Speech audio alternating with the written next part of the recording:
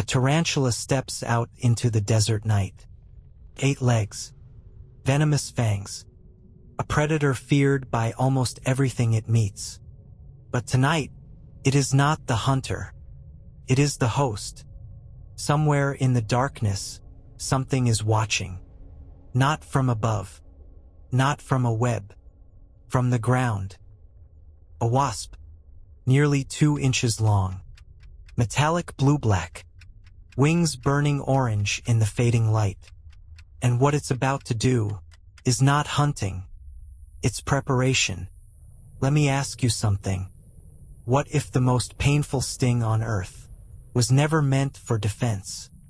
What if it was designed for surgery? The Tarantula Hawk carries one of the most painful stings ever recorded. Entomologist Justin O. Schmidt once described it as blinding, fierce, shockingly electric.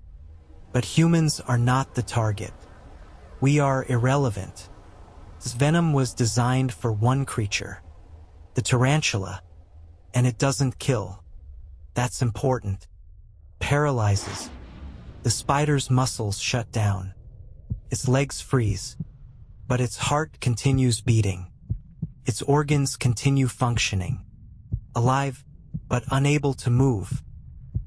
Across the deserts of the southwestern United States and into Mexico, the female wasp searches. She walks. She scans. Her antennae detect vibrations. Chemical signals in the sand. She is not looking for weak prey. She wants a full-grown tarantula, because her offspring will need maximum nutrition. When she finds a burrow, she enters it. She invades the spider's home. The tarantula rushes out, fangs exposed, legs raised, and then they collide. They grapple in the sand, legs tangled, fangs snapping.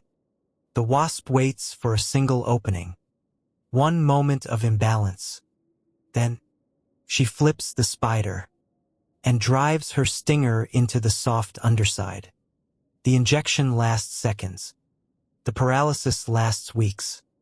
The tarantula collapses. Alive, aware, completely helpless. Now comes the part that feels like science fiction.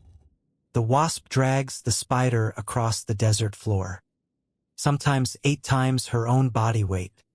She pulls it into a burrow, places it carefully inside, and lays a single egg on its abdomen. 1 egg, 1 victim. She seals the chamber and leaves.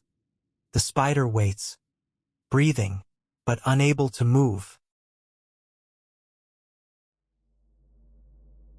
Days later, the egg hatches. A larva emerges. It begins feeding, but not randomly. It consumes non-vital tissue first. Muscle, fat. It avoids the heart, avoids the central nervous system, keeps the spider alive as long as possible. Fresh tissue does not rot.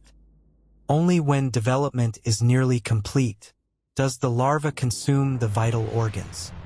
The spider dies just hours before the transformation begins. Why doesn't the wasp kill immediately?